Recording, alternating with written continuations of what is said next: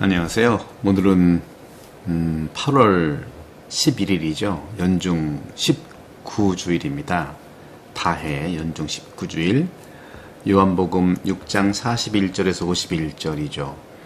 지난주도 그렇고 오늘 다음 주 계속해서 요한복음 생명의 빵에 대한 말씀을 듣고 있는데, 오늘은 여러분들에게 연중 19주일 강론의 주제로 성령의 인도하심이라는 주제로 오늘 복음 말씀을 나누겠습니다. 제가 로마에서 공부를 할 때 로마에서 많은 전 세계 가톨릭 사제들, 신학생들이 와서 공부를 하는데 대개 이제 학부 졸업을 하고 석사 박사 학위를 받아요. 석사 박사 학위를 받기 직전에 항상 신앙 고백을 합니다. 우리 신학교에서도 마찬가지죠. 항상 그 직수여를 받기 전에 신앙 고백을 하고, 또 본당 신부로 발령 받기 전에 주교님 앞에서 충성서약 신앙 고백을 하는 거예요. 신앙 문제에 있어서 왜 그러면 이렇게 신앙 고백을 할까? 박사학위라든가 이런 그 석사학위를 취득하는 사람들이 믿지 않고 어떻게 신앙을 가르칠 수 있겠느냐 하는 그런 단순한 생각입니다. 신앙 문제에 있어서 그런 것이죠. 다른 공부도 아니고 신앙에 대한 부분이니까. 교리는요, 누구에게나 가르칠 수가 있어요. 하지만 믿는다는 것, 신앙이라고 하는 것은 우리의 일이 아닙니다.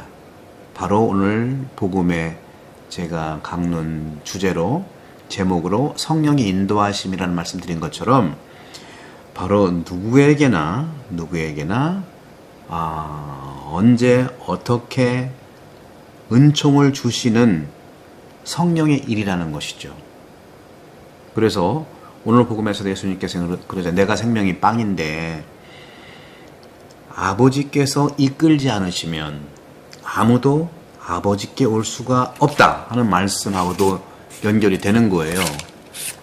그런 점에서 봤을 때도 그렇고, 그런데 저도 이제 로마에서 공부를 할 때 보면, 동방교회 사제들도 와서 공부를 하고, 또 뭐 전 세계에 다 와서 공부를 하죠. 그런 점에서는, 교회 안에서는 혈통, 신앙, 종교를 인정을 합니다. 또 러시아에서도 마찬가지, 러시아에서도 대학에서도 그런 부분들을 학위를 주고받을 때 혈통신앙을 인정을 해요. 예를 들어서 특히 이제 과거에는 이걸 법으로 보장을 했다면, 러시아 같은 데에는 과거 법으로 보장을 했는데, 종교회 신자는 종교회로, 유대교 사람은 유대교로, 이렇게 한 신앙 안에서 다른 신앙으로 옮기는 것은 상상할 수가 없는 것이죠. 오히려 다른 신앙으로 옮기는 것 자체가 배교자일 수도 있고 이단자일 수도 있다는 차원에서 엄중한 형벌로 제정된 것이 과거의 일입니다. 오늘날에 만약에 그렇단다면 어떻게 보면은 근본주의자, 광신주의자로 표현될 수가 있는 거예요. 왜냐하면 개인의 자유를 거부하는 것에 대한 비난이라고 말씀드리고 싶는 거죠. 자유에 반하는 그런 폭력이나 강압, 폭력과 강압은 아니다 하더라도 자유에 반하는 이런 강요, 이것으로 종교를 유지하려고 할 때 부도덕하다는 것이라는 말씀을 드리는 거죠. 사실 종교적 전통주의에 반대하는 사람들은요, 왜 반대를 하느냐? 종교적 전통주의. 그러니까 신앙이라고 하는 것이 개인적 확신의 결과일 때만 가치가 있다는 것을 증명하고 싶어 한다는 것입니다. 저도 이제 본당에서 이제 사목경을 이제 하다 보면 이제 혼배를 이제 하러 오는 분들이 있는데, 대개 한쪽이 신자가 아닌 경우도 관면 혼배라고 하죠. 저는 물어보죠. 거의 이제 질문 형식에 있으니까.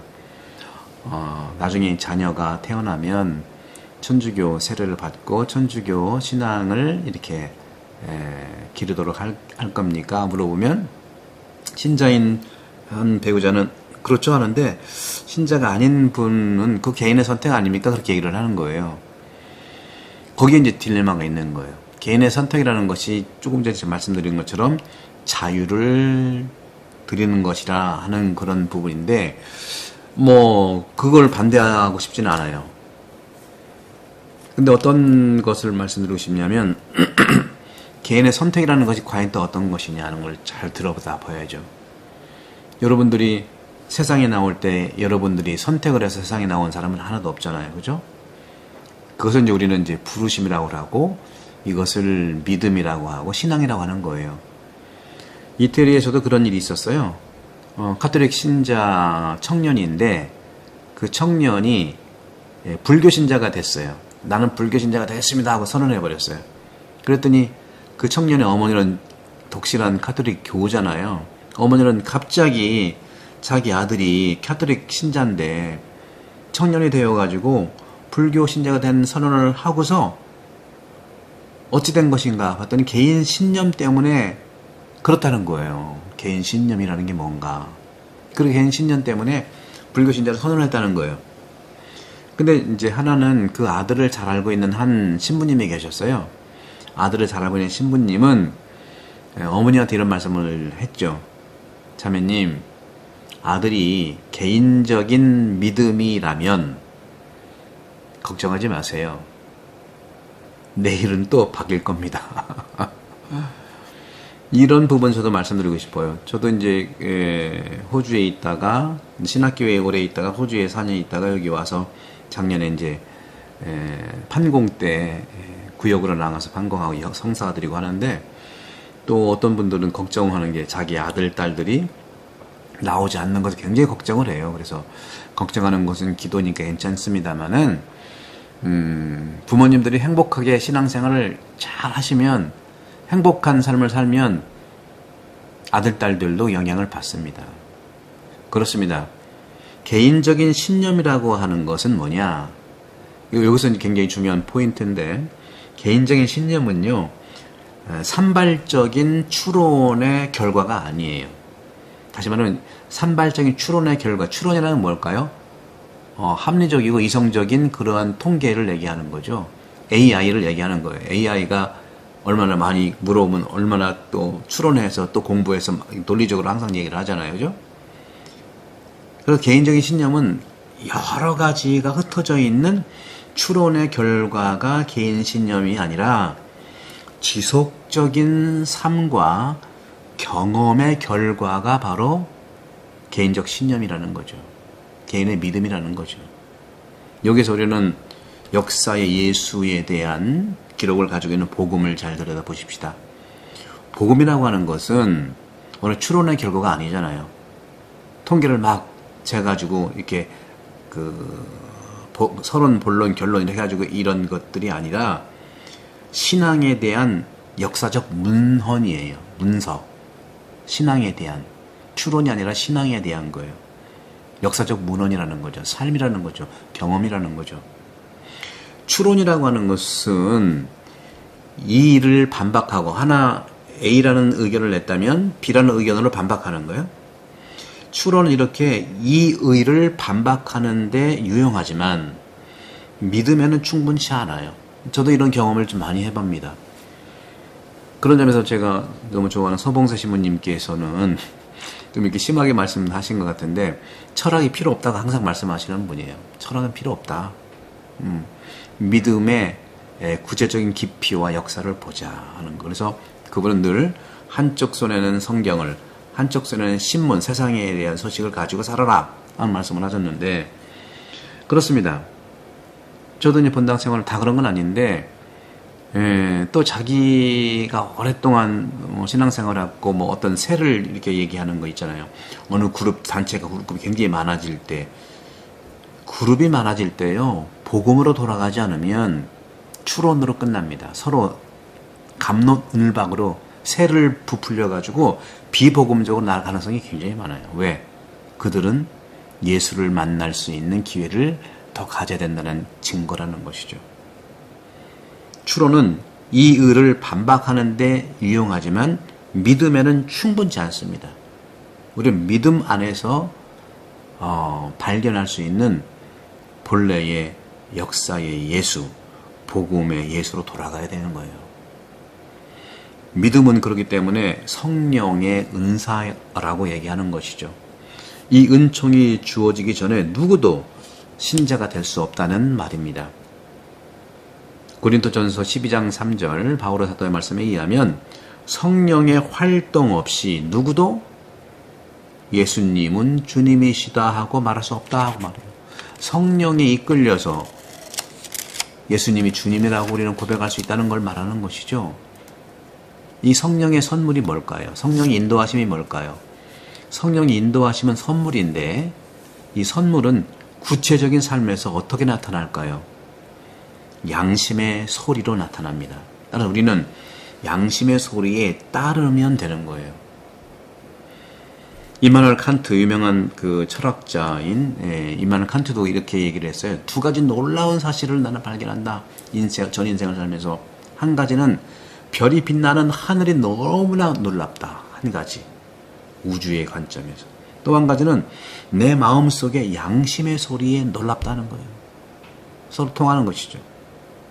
이 양심의 소리야말로 어느 민속학자이면서 선교사였던 이 신부님은 이렇게 말씀하셨어요. 양심의 소리야말로 우리의 첫 번째 교리교사다. 종교교사다 하고 얘기하는 거예요. 아무리 외부의 영향 또 세상의 그 불합리한 것들 불안하지만 선을 행하고 악을 피하라고 말하는 게 양심이라는 거예요. 그러면 전쟁도 없죠. 우리의 양심은 우리의 믿음을 배반하지 말라고 경고한다는 것이죠. 그런데 우리는 가톨릭 신자로 살아가기에 얼마나 많은 유혹거리들이 있습니까? 그럼에도 불구하고 왜 내가 신자로 존재하고 남아있는가를 직접 물어보십시다. 왜 남아있습니까? 양심이죠. 내 마음 안에 주님을 품고 사는 것이죠. 나는 내 양심에 따라 행동한다는 이런 믿음을 배반하는 것이 좋은 것이 아니라는 것, 나쁜 거라는 걸 알고 있기 때문에 그렇습니다. 따라서 양심에 따라 행동하는 것은 합리적이고 이성적이지만 않아요. 불합리한 것도 있어요. 예수님이 십자가 진 게 이성적입니까? 죄도 없는데? 어떻게 보면 하느님에 대한 맹목적인 받아들임, 순종이라고 얘기할 수 있는데 내용 없이 순종하는 문제가 있지만 말이죠. 우리가 정말 안녕 또 평안 잘 지내는 것이 세상에서 가장 합리적인 일이 아니겠어요? 서로 사랑하면서. 하지만 우리들은 믿음이라든가 이러한 양심의 귀 기울임이 잠시 동안 멈출 수도 있어요. 그리고 우리는 집중해야 되는 것이 양심이에요. 우리는 마음속에 있는 성령의 음성에 맞는 것을, 그것만을 성실하고 안정적으로 우리가 따르고 결정해야 되지 않겠습니까? 그런 점에서 믿는 사람은요, 누구나 자신의 마음속에 하느님의 증거를 지니고 있고 성령께서 나를 이끌어 주실 것입니다. 여러분들 이 영혼 돌봄, 이것이 바로 양심의 소리를 바라보고 또 들여다보는 것이죠. 이 양심의 소리에서 여러분들 축복 가득할 바라고 구독선교와 또 이 영혼 돌봄 많이 구독해 주시고 또 홍보해 주시고 하시면 감사하겠습니다. 6월 달에는 아마 2달 동안 이렇게 좀 하다가 조금 침체되는 것 같아요, 여러분들. 다시 한번 영혼 돌봄에 대한 그 광고 또 여러분들 많이 알려주시면 선교가 될 수 있겠습니다. 많이 구입을 부탁드립니다. 성부와 성자와 성령께서는 여러분 모두를 강복합니다. 감사합니다.